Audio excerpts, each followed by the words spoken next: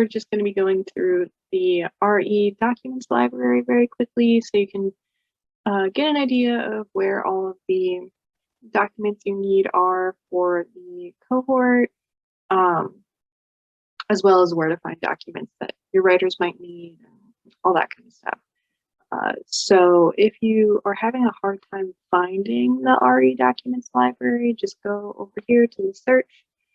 You can just type in RE documents and it'll pop right up and you just click on it and it'll take you here.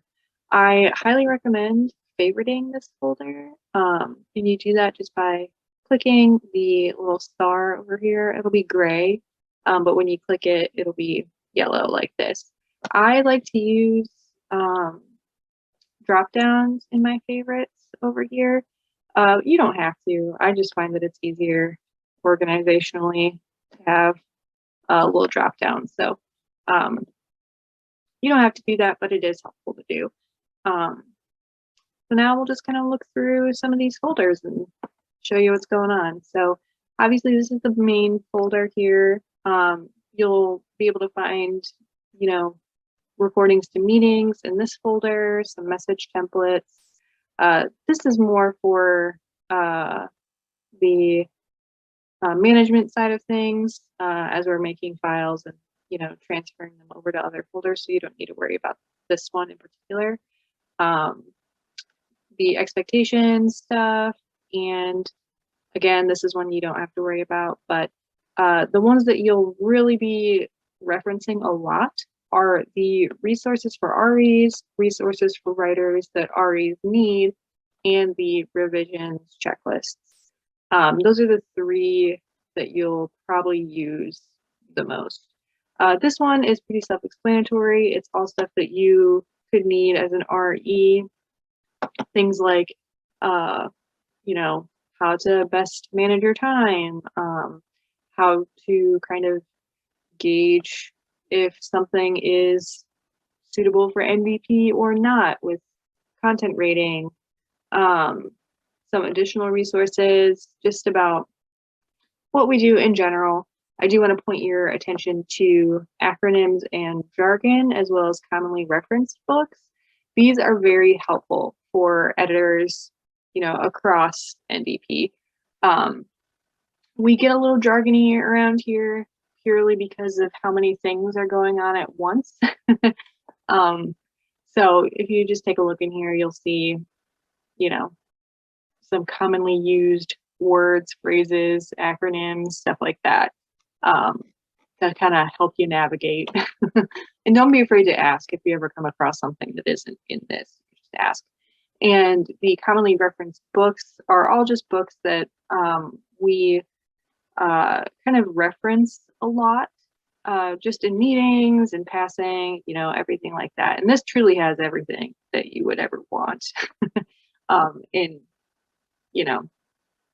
a list of commonly referenced books. It has examples of particularly good books in particular genres, like creative nonfiction, memoir. Here are some good examples of it. But if you're also looking for like references, there are some good reference books in here. Patient case studies. We cover a lot of stuff in here. So definitely take a look at it and look through, and you might find a book that you want to give to one of your writers to help them out. So that's kind of this part of the folder, but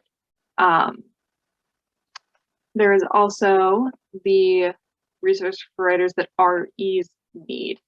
So these are all things that you could potentially give to your writers as they're kind of moving through revisions.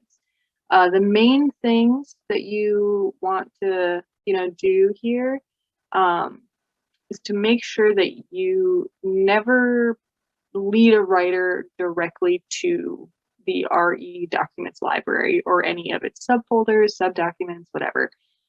Whenever you are trying to give something to an author, make a copy of that document. I'll just go into one really quickly and give you an example. But you want to make a copy of the document so that you aren't letting them directly into our folders. It's a mess when writers are allowed into our private folders. So how you copy a document, if you don't already know, you just go into a document, click on document here, then you go to copy document. It'll say the name of it, it'll say copy at the end, just like put your initials or, you know, something to identify it as your own. And then pick a folder. I'm just going to put it in my private folder. I do have subfolders in my private folder, but we don't need to get into that. And then you just copy it to your private folder. And it'll show up in just your personal folder. And then you could share it with your authors. You can add them here. Make sure to turn on link sharing so that you can actually give them the links.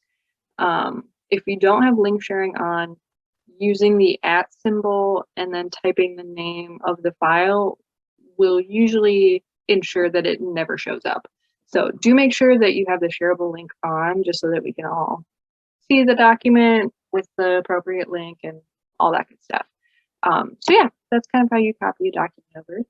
Let me just go backwards here a little bit. But yeah, these are all things you might want to copy over for your author. Do it as a needs basis. You don't have to just bulk copy things over. Obviously, copy things over that you're using a lot, such as revisions checklists. There are some in here for just the SEs and REs, as well as ones just for the writer. So do like make personal copies of all of these and make them personalized to each of your writers by changing the writer's name to their actual name, and keeping a copy for yourself as well. But really, that's, you know, those are the only ones you have to do in bulk. The other ones are kind of on a need basis. But yeah, that's kind of the RE document library.